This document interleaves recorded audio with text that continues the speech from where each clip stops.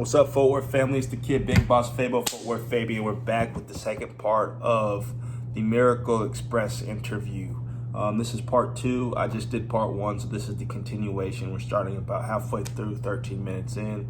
We're continuing with the part of John, who is being interviewed right now. Man, obviously Miracle Express is a studio album from them that I just actually found out. And it was after the time where they had a little rift.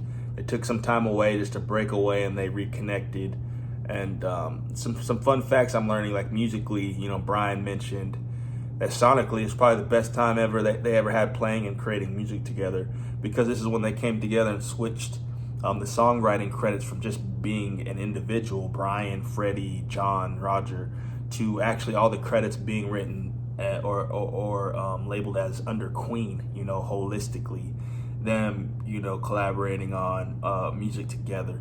So like, comment, subscribe, hit the notification bell. Follow me on Instagram and Twitter at FortWorthFabian. We're on the road to 10K. Subscribe, man. And hopefully YouTube keeps recommending my Queen content and all of my other content. So let's get back into the video.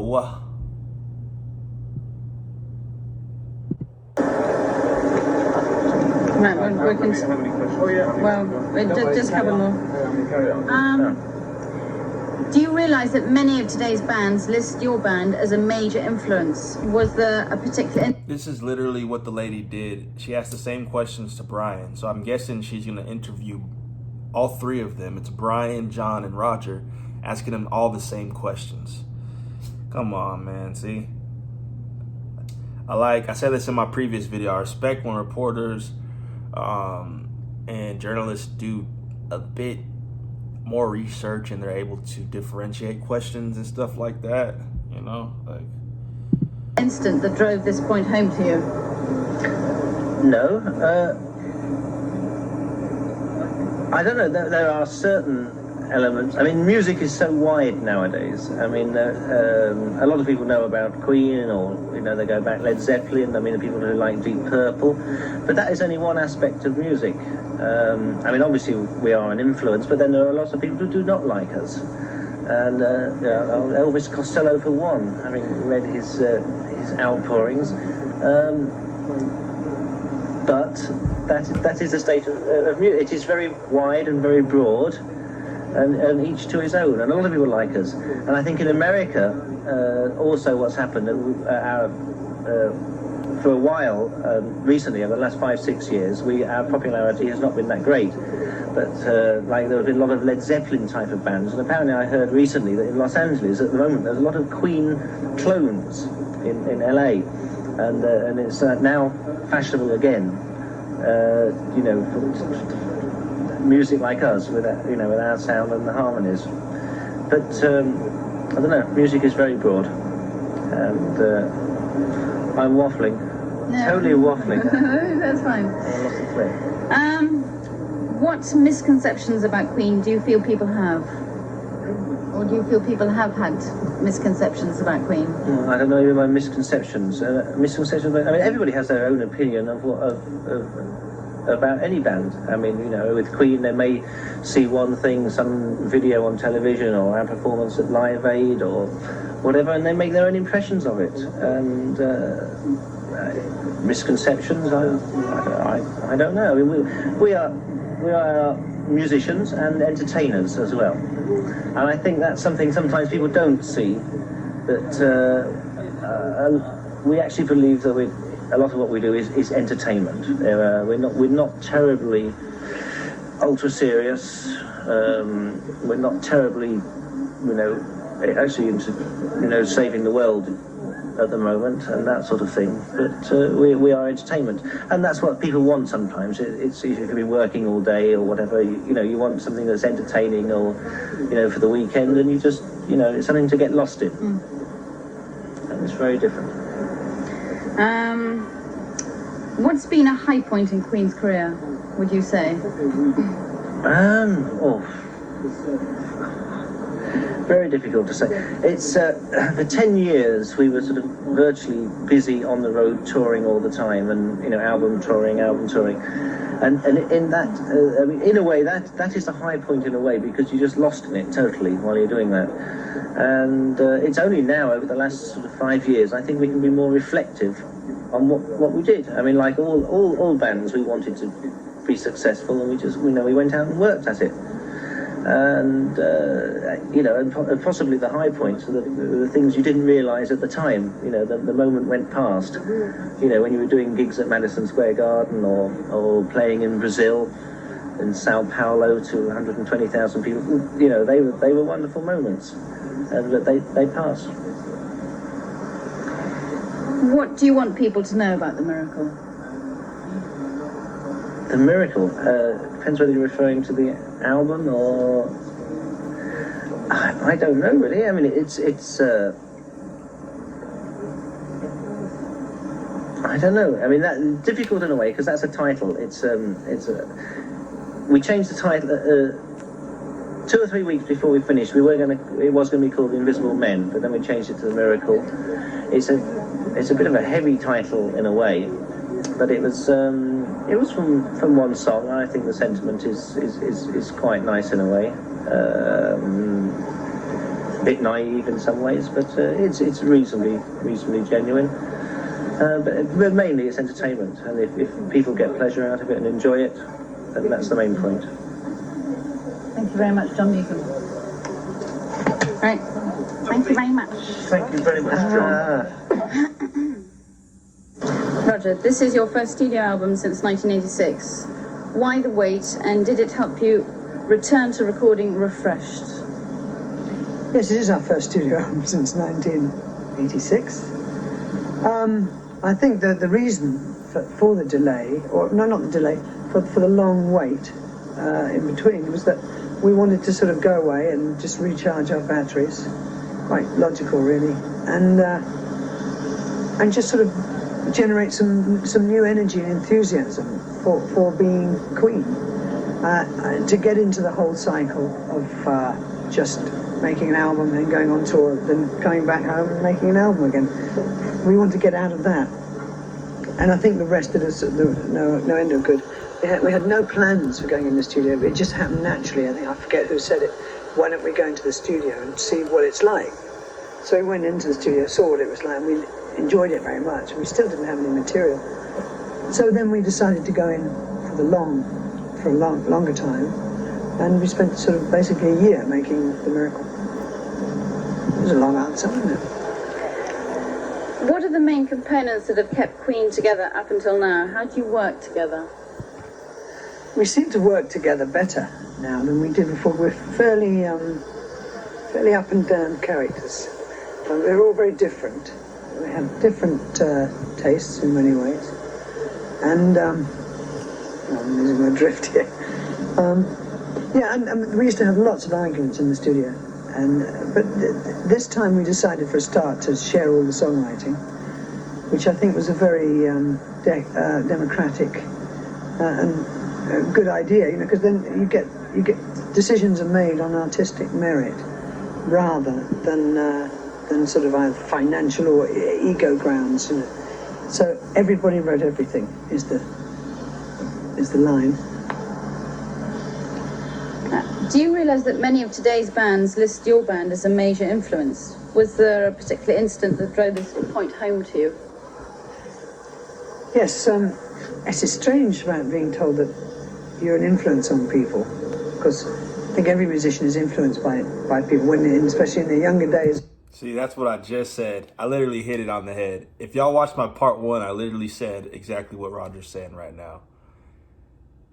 I'm not going to go back into detail. Just go back and watch part 1, and I'm literally echoing everything Roger is about to say right now. Mind-blowing. I mean, I was influenced by Jimi Hendrix and John Lennon and lots of other people. Elvis Presley, loads of people. And it's always very flattering that people tell you that you've influenced other people. And it was brought home to me that I hear there's quite a scene at the moment. It was like a couple of years ago, a lot of bands were recreating Led Zeppelin, sort of Led Zeppelin alikes. I hear that there's a whole new sort of wave of Queen of likes or something now. I haven't heard any yet, but yes, it's very flattering. You created the genre of music videos. Could you tell us about the first video you did and the circumstances around it? With that history, how do you approach making a music video in today's flooded market? That's a double long question. Sorry, yes. Can I ask it again? Yes, I got the first part. You created the genre of music videos. Could you tell us about the first video you did and the circumstances around it? Yeah. With that history, how do you approach making a music video in today's flooded market? Yes, we were sort of in there right at the beginning of music video. We always believed in it was sort of an accident and foresight, a bit of both. But there's a very important program in England called Top of the Pops. And if you want to hit, you've got to get on it.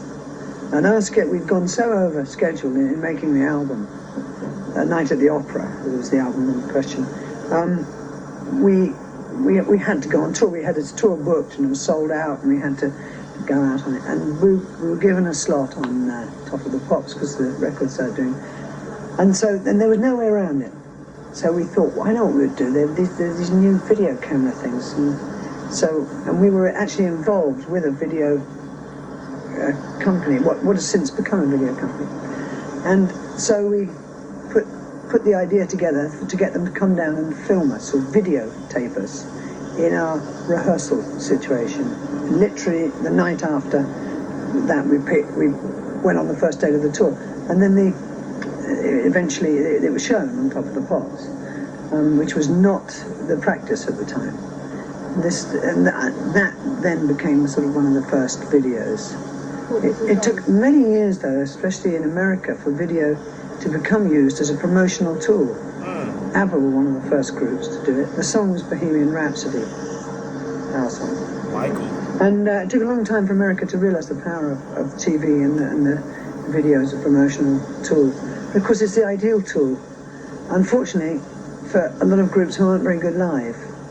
So it negates the necessity for them to tour, which is a very much it's a double-edged knife. That's crazy. So in today's game, it's all about touring. Like in today's world, touring's heavy, bro. Visuals have kind of the videography side, and the video part has gone up as well. But he made a crazy weird point. Back then in that day, you couldn't, but today you can't just last as a single artist or just release audio and then you don't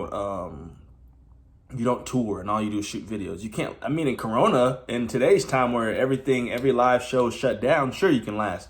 But in a normal world, nah, you can't last as an artist if you have no live shows.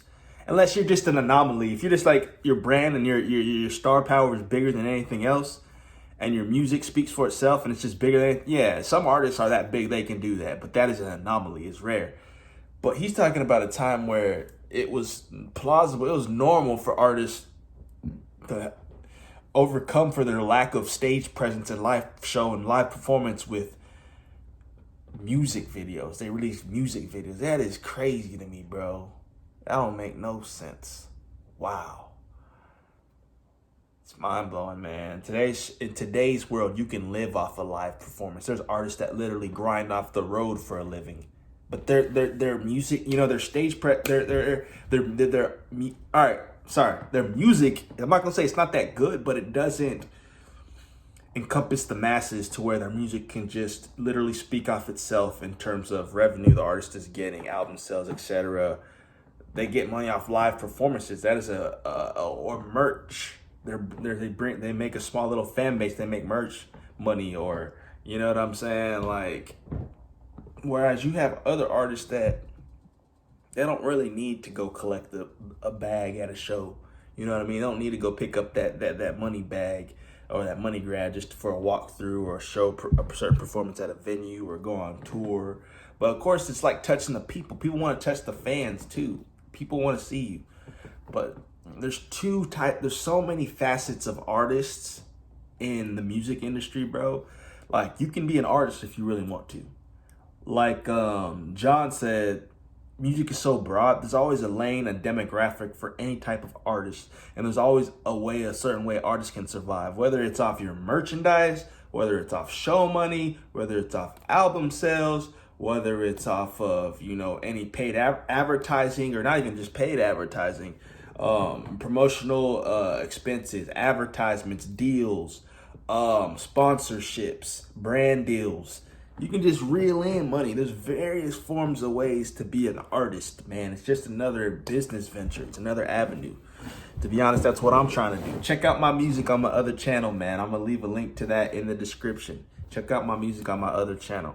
But let's get back to this interview. There's been a proliferation of a lot of very bad live groups, but maybe good in the studio groups. And they're able to promote themselves by sending these videos everywhere instead of themselves.